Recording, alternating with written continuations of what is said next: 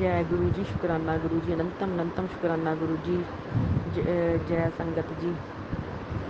मैं अपना शुक्राना असंग मंत्र जाप से शुरू करती हूँ। ओम नमः शिवाय शिव जी सहसाय, ओम नमः शिवाय गुरु जी सहसाय, ओम नमः शिवाय शिव जी सहसाय, ओम नमः शिवाय गुरु जी सहसाय। संगत जी, मुझे गुरु जी के नवरात्रों में मैसेज आ रहे थे कि बेटा शुक्राना सत्संग शेयर कर।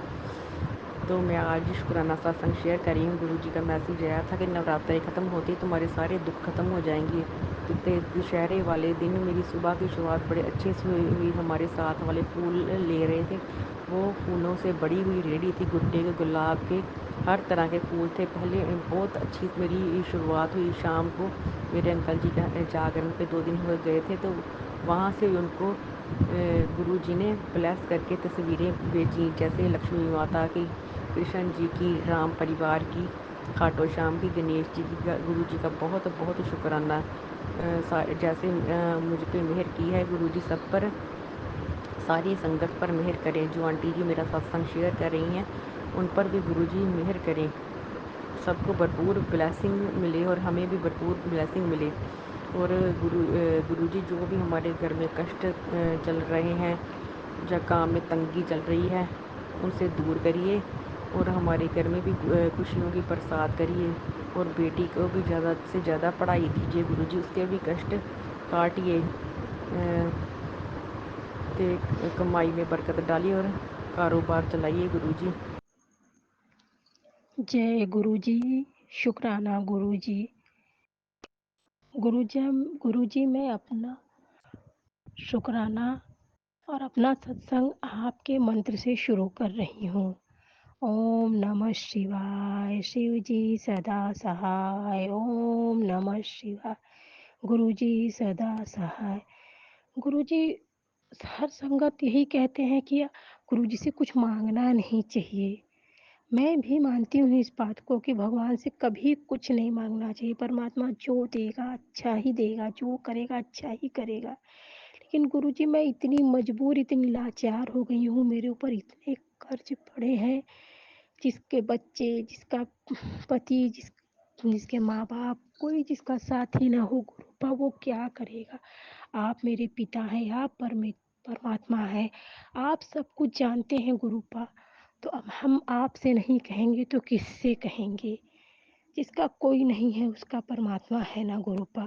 तो आप तो मेरे अपने हैं, तो आप मेरी नहीं सुनेंगे तो मेरा सुनेगा कौन। मालिक तो सबका सुनता है और आप तो परमात्मा है।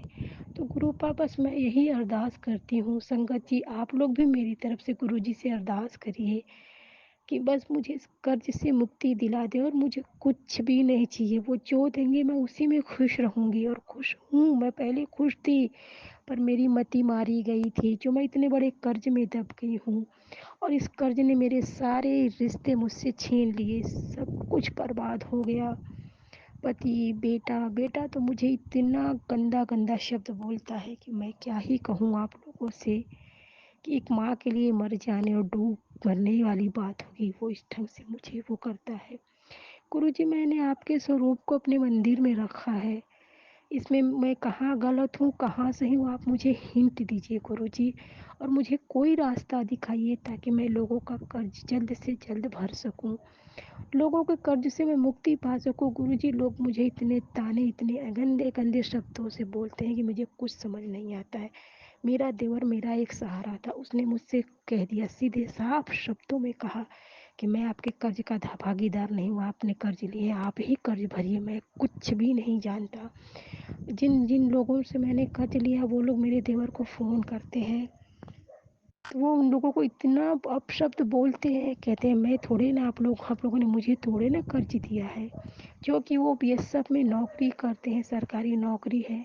मेरे ससुर सरकारी टीचर थे, वो रिटायर हो गए, 40,000 पेंशन पाते हैं। लेकिन मेरा कोई सहयोगी नहीं है। मेरा पति 9,000 महीने कमाने वाला, और मेरा 22 साल का बेटा है जो कुछ भी नहीं मानता, किसी चीज़ को नहीं मानता, न कमाता है न कुछ, बस नशा पत्ती। मतलब मैं क्या ही कहूँ गुरुजी, मेरे कुछ समझ नहीं आता है। संगत जी, आप लोग ही मुझे कोई रास्ता दिखाइए। मेरी तरफ से आप लोग गुरुजी से अरदास करिए कि वो मेरी अरदास, मेरी पुकार सुने। और मुझे सही राह दिखाएँ, मुझे इस कर्ज़ से मुक्ति दिलाएँ गुरूपा। मैं क्या ही कहूँ, मैं अपनी वाणी को यहीं विराम देना चाहती हूँ। बस गुरुजी से अरदास करिए कि वो मुझे इस कर्ज़ से मुक्ति दिला दें। मुझे लोगों के तानों से, लोगों के गंदे शब्दों से मुझे बचा लें गुरूपा। वो तो सब कुछ जानते हैं, वो तो परमात्मा है। मैं अपनी वाणी को यहीं विराम देती हूँ। मैं अपने सत्संग को ज़्यादा बड़ा नहीं करना चाहती हूँ। बस मेरे कष्टों को, मेरे कर्म को काटने के लिए गुरुजी से अरदास करिए। सब लोग, सारे संगत मेरी तरफ से गुरुजी से अरदास करिए कि मुझे इस कष्ट से मुक्ति दे और इस कर्ज से मुक्ति दिला दे और मुझे हिंट दे, मैसेज दे कि मुझे क्या करना चाहिए। ओम नमः शिवाय। शिव जी सदा सहाय। ओम नमः शिवाय। गुरु जी सदा सहाय। गुरु जी आपका लख लख शुक्राना। जो दे उसका भी शुक्राना, जो ना दे उसका भी शुक्राना।